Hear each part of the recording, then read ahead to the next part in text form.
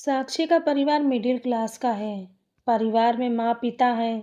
साक्षी के जीवन में तब जिम्मेदारियां बढ़ जाती है जब एक दिन अचानक उसके पिताजी को पैरालिसिस आ जाता है। साक्षी पर अब उसके छोटे भाई और एक छोटी बहन के साथ पिता के इलाज और घर चलाने का बोझ आ गया है। साक्षी ग्रेजुएट है। वो अब नौकरी करके सारे घर की जिम्मेदारी अच्छे से संभाल रही है। उसे अब अपनी फैमिली के अलावा कुछ नहीं दिखाई दे रहा है। पिता और माँ को साक्षी पर गर्व है। साक्षी ने इस दौरान कई अच्छे रिश्ते को मना कर दिया। इसमें से कुछ उनके रिश्तेदार ने बताए थे, इसलिए रिश्तेदार अब साक्षी से थोड़ा जलने लगे। साक्षी को एक लड़का रचित कुछ दिनों से फॉलो कर रहा होता है। लड़के को साक्षी अवॉइड करती है, लेकिन उस लड़के रचित का रिश्ता लेकर उसकी माँ उनके घर आती है। वो लड़का अच्छी पैसे वाले फैमिली से था। साक्षी को अब अपने माँ और पिता का बहुत ज़्यादा प्रेशर होता है। इस वजह से वो काफ़ी मनाने के बाद मान जाती है, लेकिन वो एक शर्त रखती है कि वो अपने घर को संभालेगी और नौकरी नहीं छोड़ेगी। लड़के की माँ यह मान जाती है। शादी होती है। शादी के लिए वो खुश है। शादी के पहले वो लड़के से मिलकर बात करना चाहती है, लेकिन लड़के की तरफ से कोई पहल नहीं होती, तो वो भी कुछ नहीं करती। जल्दी में शादी करवा दी जाती है। रचित शादी के दिन ही कई दिनों बाद उसे दिखाई दिया है। बहुत नर्वस लग रहा है। वो जिससे पीछे पड़ा था, शादी उसी से हो रही है, लेकिन फिर भी उसके चेहरे पर खुशी नहीं है। साक्षी को बात अजीब लगती है। उसको अंदेशा हो जाता ही है कि कुछ गड़बड़ है। सुहागरात की सेज पर वो बैठी है और बाहर से कई मर्दों की आवाज आ रही है। तभी वो बैठी बैठी सोचती है कि वो उन्हें आवाज से कैसे पहचानेगी, क्योंकि अभी तक उसने उनकी आवाज सुनी ही नहीं। और फिर रचित कमरे में आता है। चेहरे का रंग पूरा उड़ा हुआ रहता है। साक्षी एक नज़र चुपके से उठाकर उसे देखती है। वो भी बिस्तर के कोने पर बैठा जाता है।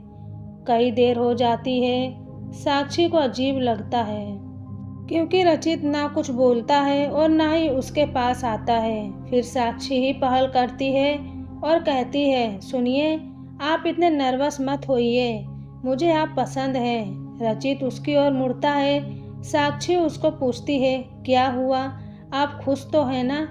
रचित के केवल गर्दन हिलाता है। साक्षी बोलती है, मुझे आपसे बहुत बातें करनी हैं, लेकिन आपने पहल ही नहीं की। चलिए अब करते हैं। रचित अभी भी चुप रहता है। साक्षी फिर भी बोलती है, आप कुछ बोल क्यों नहीं रहे हैं? रचित की आंखों में अब आंसू आ जाते हैं। साक्षी घबरा जाती है। क्या हुआ, मुझे बताइए तो। रचित अब साइन भाषा में बताता है कि वो बोल नहीं सकता। साक्षी को धक्का लगता है। वो चुप हो जाती है और रचित से दूर हो जाती है। पहली रात ही उसे पता चल जाता है कि उसके परिवार वालों के साथ धोखा हुआ है, क्योंकि लड़के वालों ने इतनी बड़ी बात छुपाई। उसे धोखा बर्दाश्त नहीं होता है। वो अपने घर वापस लौट आती है। उसके परिवार को भी इस बात का पता नहीं होता। परिवार वाले भी यह सुनकर शौक रह जाते हैं और अपने आप को कोसते हैं कि उन्होंने जल्दी कर दी, पहले पता लगवाना था। साक्षी ने फैसला लिया कि अब वो कोर्ट में बात ले जाएगी। शादी के एक दिन बाद ही बात तलाक तक पहुंच जाती है। साक्षी तलाक की अर्जी देती है। रचित की मां साक्षी के घर आती है। साक्षी की मां उन्हें भला बुरा कहती है। साक्षी उन्हें रोकती है। वो पूछती है, आपको जरूरी नहीं लगा इतनी बड़ी बात हमें बताना? रचित की मां नीचे मुंह कर और चुप रहकर सारी बात सुन रही है।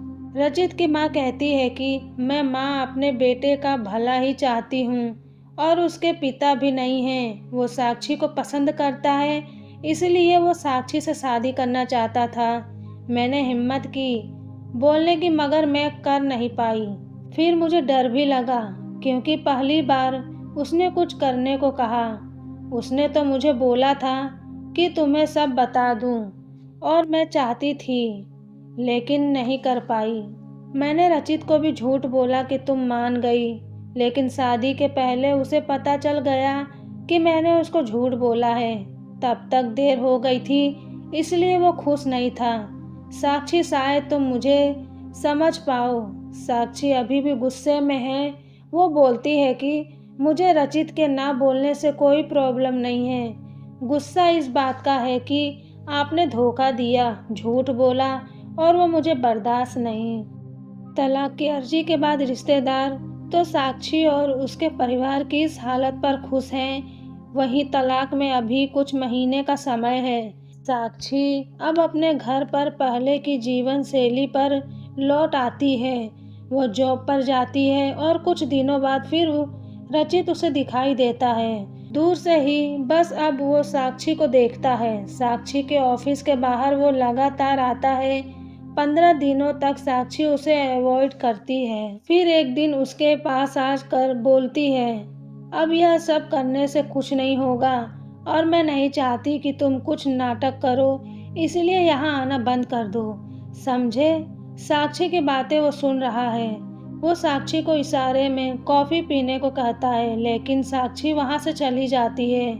अगले दिन फिर वही रचित खड़ा रहता है। साक्षी उसके पास जाकर कहती है, कॉफ़ी पीकर मेरा पीछा छोड़ दोगे। रचित गर्दन में हाँ हिलाता है। टेबल पर दोनों आमने सामने बैठे हैं। रचित अपने फ़ोन में कुछ मैसेज टाइप करता है। साक्षी उसको देख भी नहीं रही है। साक्षी के फ़ोन में मैसेज आता है। रचित का लिखा होता है, sorry but I really love you so much. कोई भी बोलने वाला तुम्हें मुझसे ज़्यादा प्यार नहीं कर सकता, और बात तो झूठ भी कोई कर सकता है, लेकिन आंखें हमेशा सच बोलती हैं। एक बार मेरी आंखों में देख लो, फिर तुम्हें जो सही लगे वो करना। साक्षी का सारा गुस्सा मैसेज पढ़ते ही चला गया। वो धीरे से अपनी आंखें उठाकर रचित की आंखों में देखती है और उसकी आंखों से आंसू निकल आते हैं। वहीं वे उसको बोलती है, पहले ऐसी बात नहीं लिख सकते थे, मुझे आज तक कभी किसी ने ऐसे नहीं समझाया। वो खड़ी होती है और रचित को बोलती है, चलो मेरा सामान वापस अब तुम ही उठाकर ले जाओगे। रचित उठकर साक्षी को हक करता है।